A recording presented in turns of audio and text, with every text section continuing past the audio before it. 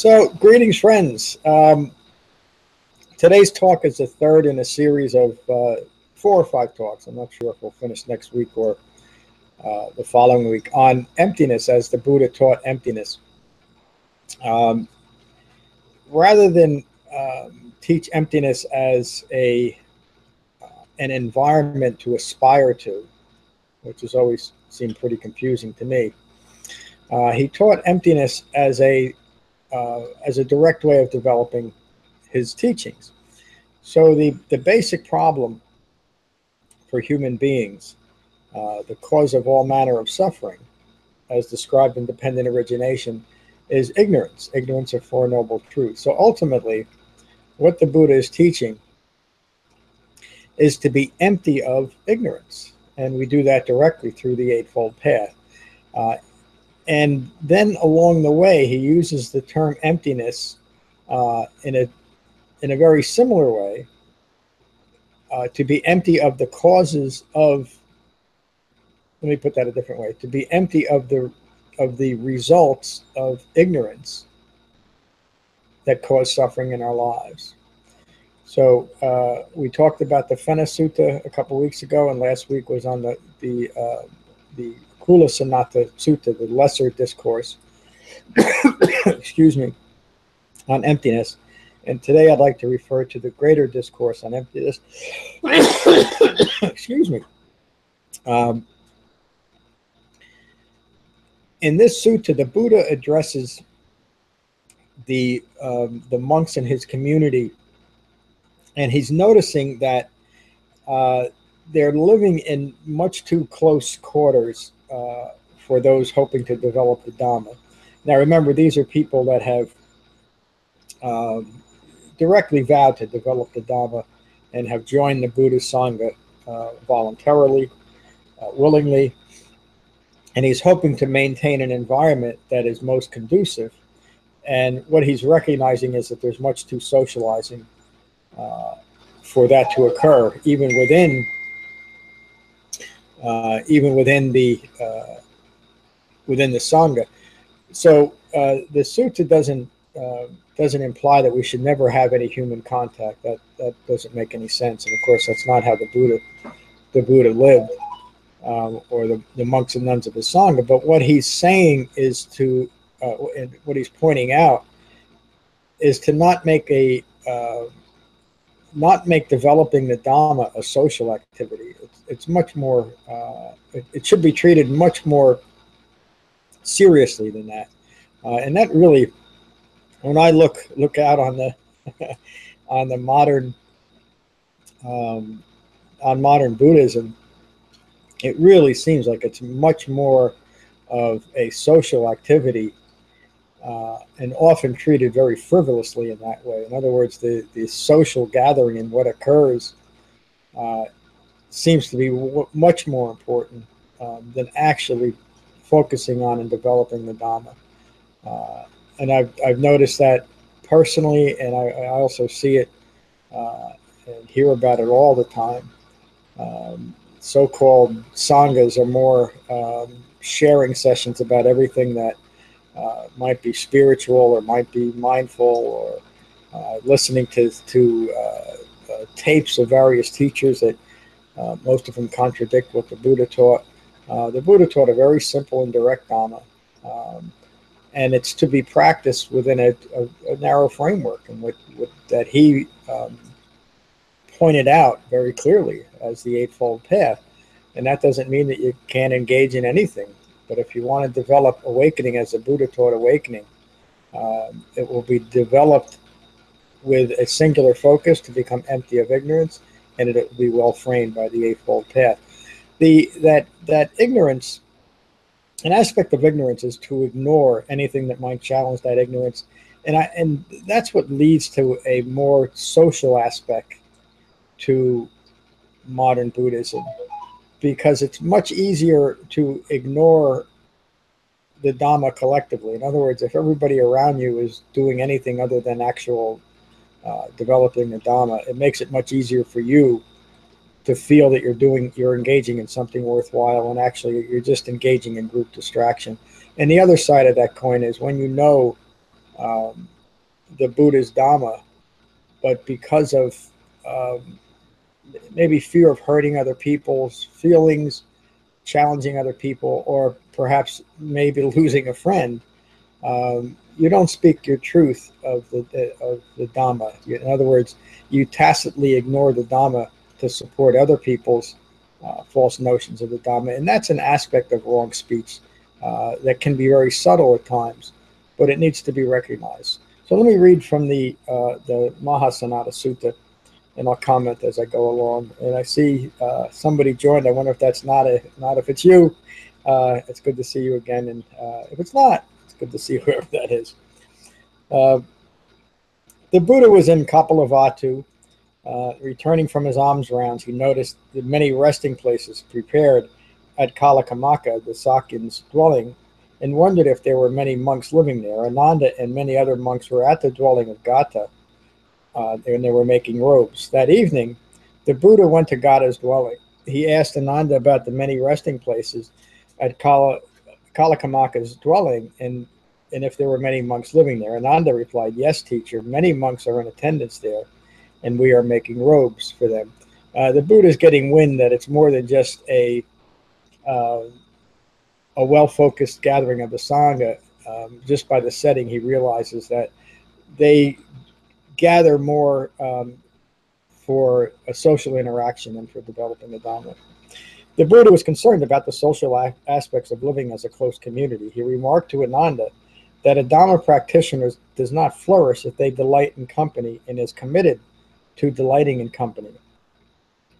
And you can see immediately what the Buddha is pointing out, that how we, we can do this even as an unfocused Sangha, or certainly just as a group of friends that might be engaging in so-called spiritual activities, as we start making plans for all the wonderful things we're going to do when we're together. And often those plans have to do with anything but developing the Buddha's Dhamma. And again, he's just referring to if you want to develop his Dhamma, you need to be focused on the Dhamma. And instead of making your social interaction and whatever you might be doing paramount, what you should be doing is to making the Dhamma paramount when you come together. The Buddha continues, a Dhamma practitioner does not flourish if they delight in being part of a group and rejoices in being part of a group over than developing this Dhamma. And this has come up really ever since I started teaching, and it's been coming up since the Buddha's time too, but directly to me, more so in the beginning as the local group, the local Sangha was developing. There were always people coming in and out of the Sangha who wanted to introduce other teachings, listen to different tapes, some even introducing rituals that didn't even have anything to do with the Dhamma. Let go of, forget even things like chanting or maybe prostrations, neither of which do I teach. And they also wanted to have discussions about modern fringe Buddhist teachers, such as psychologists and psychiatrists that have incorporated Buddhism into their practice and yet present it as Buddhist practice, listening to tapes of other teachers, or just getting into general discussions about New Age spirituality, all of which I gently resist and always bring the focus back to the Buddha's Dhamma. But many of those students, I shouldn't even call them students because they never really studied, many of those attendees eventually left the Sangha because they wanted what they thought was more inclusive, but including just about anything else that might be called New Age spirituality, or maybe even just modern Buddhism, into a Dhamma practice.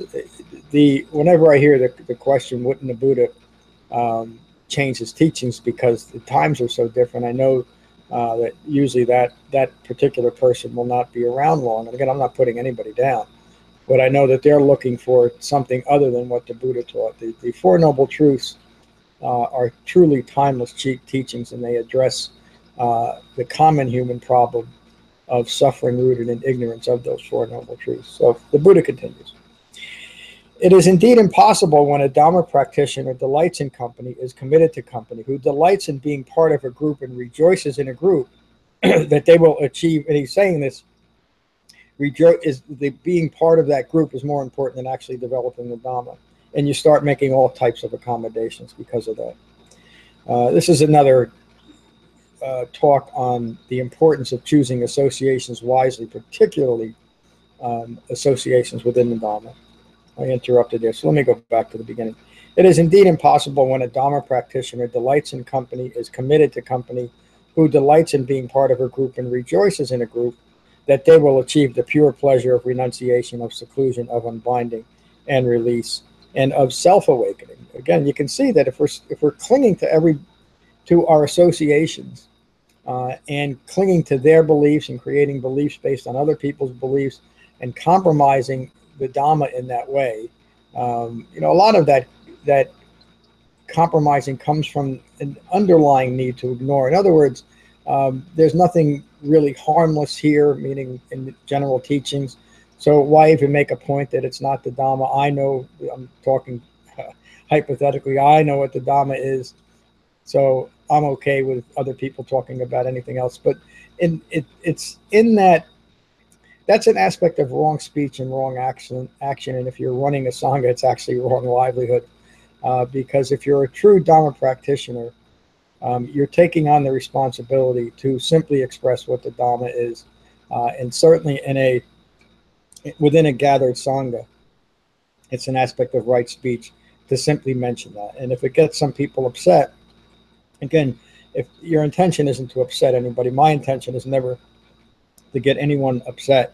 But I also take the responsibility seriously to point out what the Buddha taught and what he didn't taught, which is exactly what the Buddha did. The Buddha continues, Ananda, it is indeed possible for one who lives alone, withdrawn from company, and withdrawn from groups, who can achieve the pure pleasure of renunciation, of seclusion, of unbinding and release, of self-awakening. So again, remember, the Buddha is talking to a group of monks and nuns who have already withdrawn from the world at large. To a Dhamma practitioner, he's pointing out the importance of developing a Dhamma practice that is rooted in seclusion, meaning in meditation. Our primary meditation practice is in solitude. And even when we come together, in other words, if you're people that come to my classes, we come together once a week. Some people come twice a week. A few even come 3 times a week. But when we come together as a Sangha, we focus on the Dhamma. That's one of the rules of the Vinaya, from the Vinaya Pitaka. When you're gathered as a Sangha, you speak only of the Dhamma. Buddha continues, Ananda, it is impossible for a Dhamma practitioner who delights in company and is committed to delighting in company, who delights in being part of a group and rejoices in being part of a group, is able to enter and remain in the release from self-referential views that is temporary and pleasurable, or in the more refined release from self-referential views that is not temporary and is beyond fabrication. Ananda, it is indeed possible for one who lives alone, withdrawn from company and withdrawn from groups, to enter and remain in the release from self-referential views that is temporary and pleasurable, or in the more refined release from self-referential views that is not temporary and is beyond fabrication.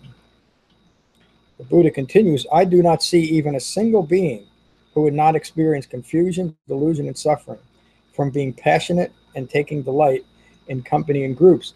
So what a powerful commentary on life 2,600 years after the Buddha's passing, isn't it? So many people spend nearly their entire life engaged with other people, entangled with other people, I would say, whether it's directly one-on-one or in groups, or constantly attached to social media in some way. People today forget about spending, quiet evenings by themselves after a work day. Many people are distracted and entangled with the world nearly every waking moment.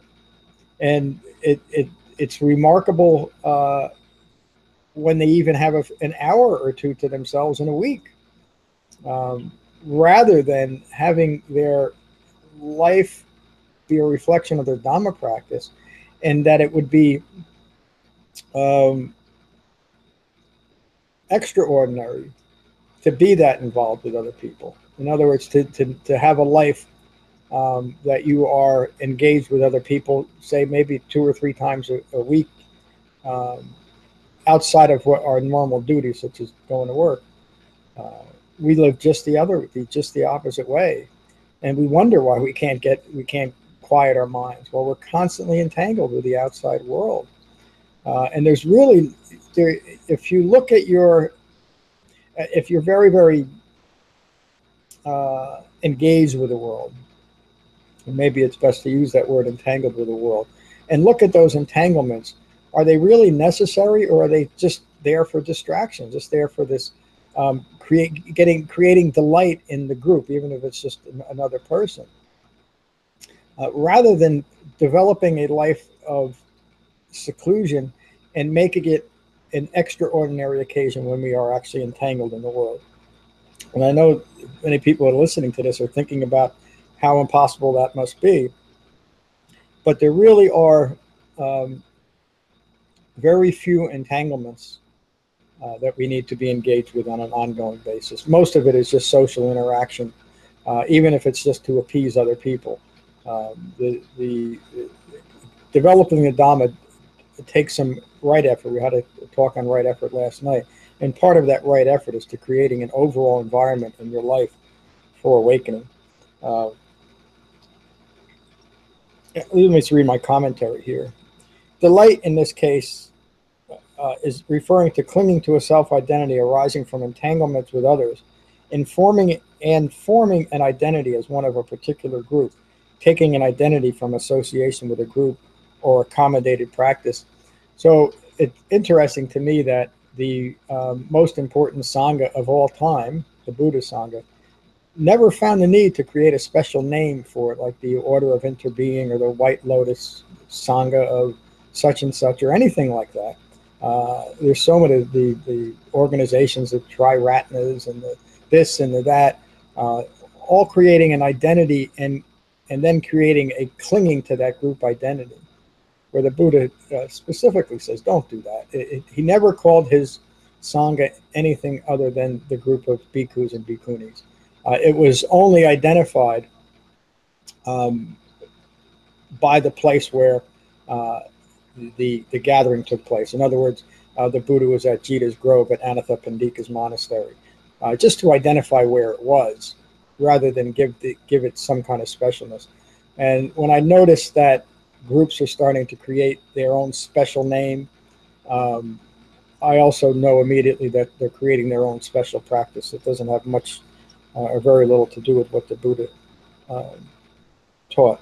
Um, I'll continue with my commentary. Rather than taking refuge in a well-focused Sangha, the Buddha has noticed that those whose entanglements and associations with unfocused groups, meaning unfocused on the Four Noble Truths, that is leading them to further confusion, deluded thinking, and suffering. This is similar to the reference of clinging to the village in the Kula Sanata Sutta that I talked of last week. Notice the nearly endless modern Buddhist lineages, schools, and smaller groups that establishing themselves, which is just furthering eye-making, with special names and unique practices, yet still insist that they are Buddhist, while contradicting much of what the Buddha teaches. And again, I have to be very careful. I'm not trying to put down any other group or established lineage, but it is important to point out that the Buddha never found any need to do this, and he certainly could have. And he actually taught to be very careful of creating identities by group association. The Buddha continues, Ananda, there is a pleasant abiding discovered by the Tathagata, not attending to any self-referential views, who enters and remains in an internal quality that is empty of any self-referential views, an internal emptiness. There's that important word, an internal emptiness. That internal emptiness requires that you're not clinging a self to a group identity, that especially to a special group identity.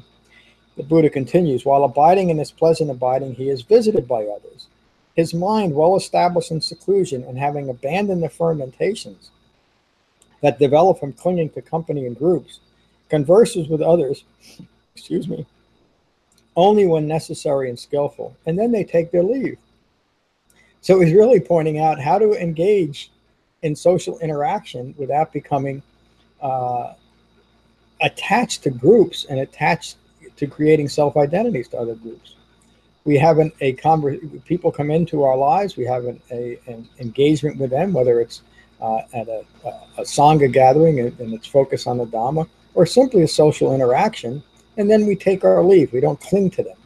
And we find one of the things that I noticed that clinging develops is this constant need to maintain contact over frivolous matters, meaning people today call it remaining connected to my network. You're always talking to a certain group of people on a continual basis, rather than letting people come into your lives and go out of your lives. And what occurs then is real meaningful relationships that aren't based on anything frivolous or any part of I-making. The Buddha continues. So Ananda, practice to enter and remain in internal self-referential emptiness. Free of clinging, one can now develop concentration. When withdrawn from the results of ignorant views, well concentrated, one enters and remains in the first jhana. So this comes up often in meditation. People ask me all the time, how do I know if I'm entering a jhana? You're not likely to even if you're developing, well, you can enter the first jhana pretty quickly. You're not going to develop great meditative absorption if the only thing you're doing is meditating and spending most of the rest of your time entangled in the world, always involved with other people and other groups. It's just not possible, although many people try. As concentration deepens, one enters into the second jhana and the third. Finally, one enters and remains in the fourth jhana, a quality of mind that is pure and calm, with no discrimination between pleasure and pain. This is how one becomes unified within and well concentrated. This Dhamma practitioner is settled in internal self-referential emptiness. Their mind does not crave internal self-referential emptiness. Peace and calm is understood as being empty of clinging views and unconditioned mindfulness. That's only possible to develop that in seclusion. Having emptied themselves of self-referential views, they remain mindful of internal and external emptiness. Their mind is beyond disturbance. Free of external or internal disturbance, they are brilliant and alert and at peace. They take pleasure in the emptiness of self-referential views. That's such an important line, the emptiness of self-referential views. It's another way of saying emptiness of ignorance. So the Buddha is not talking about an environment of emptiness. He's talking about emptiness as an action, to empty ourselves of self-referential views rooted in ignorance. He concludes that paragraph with saying they have developed skillful concentration by emptying themselves of self-referential views. He continues, whether it's walking, standing, sitting, or lying down, this Dhamma practitioner knows that no craving or regret or any unskillful quality will arise. Their speech is not base or vulgar or common or ignoble or harmful or unnecessary, or does not lead to disenchantment or to dispassion or to cessation or to calm or to direct knowledge or to unbinding, excuse me, or to self-awakening, which means that their speech and their actions do not further other people's ignorance by their own tacit ignorance of a lack of focus on the Dhamma.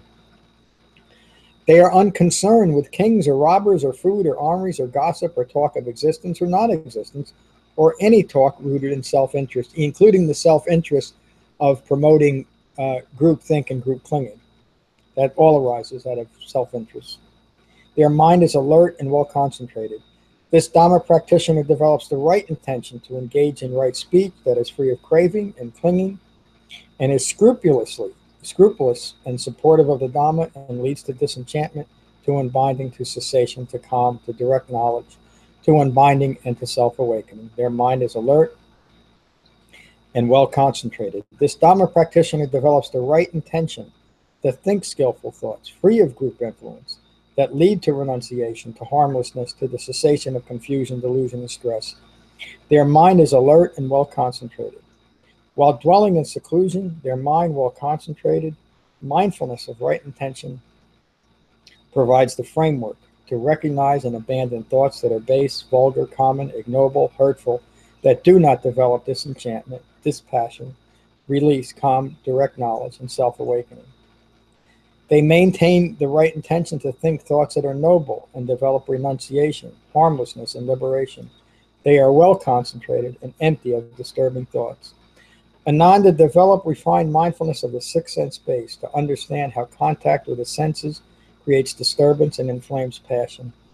Ask yourself if there is any disturbance formed by engagement in self-identification with regard to contact like the sixth sense base. If upon mindful reflection you find that disturbance has arisen from contact, then you will know that you are not empty of craving and clinging. But if you find there is no disturbance that arises in your mind from contact at the sixth sense base, then you will know the craving for sensory satisfaction has been abandoned. The quality of your mind will be well concentrated and empty of disturbing thoughts. In these two sentences, the Buddha is describing very clearly how to recognize and abandon eye-making through the well-integrated framework of the Eightfold Path.